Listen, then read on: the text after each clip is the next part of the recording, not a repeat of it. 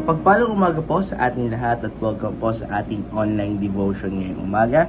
At bago tayo magsimula ay tayo po ay manalangin. Lord, kami po nagpupuri, nagpapasalamat for this day. We ask, O Lord God, for your glory, your presence, your Holy Spirit to guide us, O Lord God.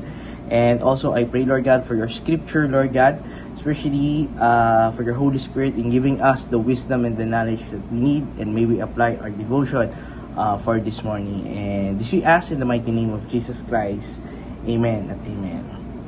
Ang ating scripture po ngayong umaga ay matatagpuan po sa Psalms or sa Awit chapter 66 verse 8 to 17. Pero I will read sa ating key verse ay verse 12 lang po at babasahin ko lang po ito sa NIV version.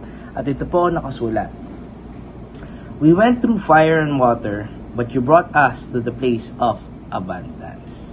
So minsan, minsan sa buhay, feeling natin parang sunod-sunod ang pagsubok, parang dumadaan tayo sa apoy at baha, diba? May mga pressure sa ating mga gawaing trabaho or sa work, sa school, or even sa bahay, diba? Problema sa pamilya or personal struggles na hindi natin masabi sa iba. Pero ganito rin ang experience ng psalmist or sa awit na binasa po natin na hindi niya tinatago na dumaan sila sa matinding pagsubok or test, di ba? Sabi nga po doon sa binasa po natin or kung babasahin po natin ang buong verse or yung buong scripture, sabi nga doon sa verse 12, di ba?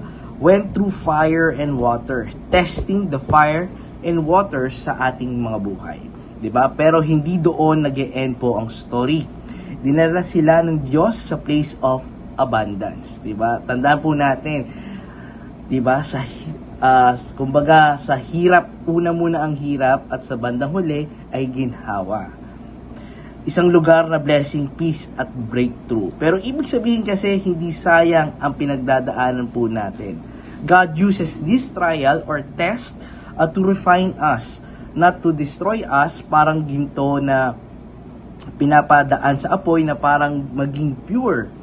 Pero sa dulo po kasi nakikita natin ang response ng psalmist ay worship and surrender.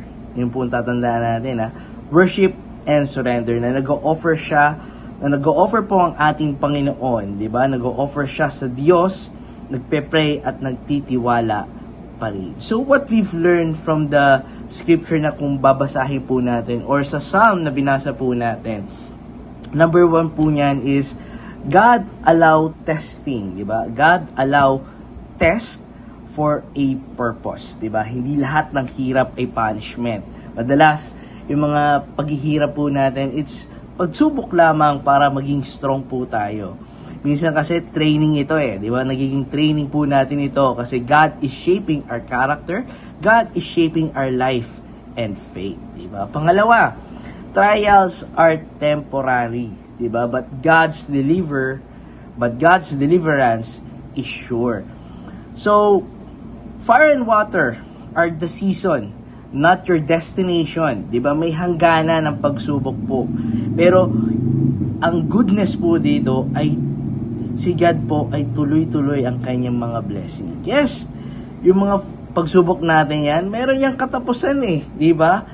Ang gagawin lang natin, magtiwala lang tayo sa ating Panginoon, di ba? Kasi matatapos at mapagtatagumpayan din po natin ang pagsubok na ating kinakaharap. At sa bandang huli ay meron pong goodness ang ating Panginoon. Pangatlo, our response should be worship, not withdrawal. Imbes na lumayo tayo or sumuko, di ba, kay God sa gitna ng trials, ay mas lalo pa tayong lumapit sa Kanya. Pray. We must pray, worship, and stay faithful po sa ating mga buhay.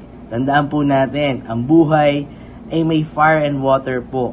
Fire and water moments, mahirap, masakit, and confusing.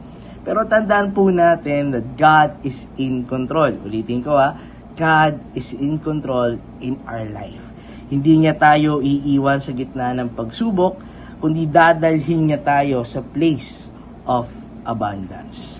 Dadalhin niya tayo sa place of abundance sa tamang panahon. Kaya kahit mahirap ngayon, di ba? Hold on po tayo, kapatid. May purpose and pain at may promise po ang ating Panginoong Heso Kristo. Tayo po'y manalangin. Lord, maraming salamat sa iyong salita. Sa mga panahon na dumaan ako sa apoy at baha ng buhay, tulungan niyo po akong magtiwala sa inyo. Bigyan niyo po ako ng lakas at pananampalataya na hindi susuko. Turuan niyo po kami, Panginoon, na sumamba kahit mahirap man ang mga nararanasan po namin at manalangin kahit hindi ko naiintindihan ang lahat, Panginoon.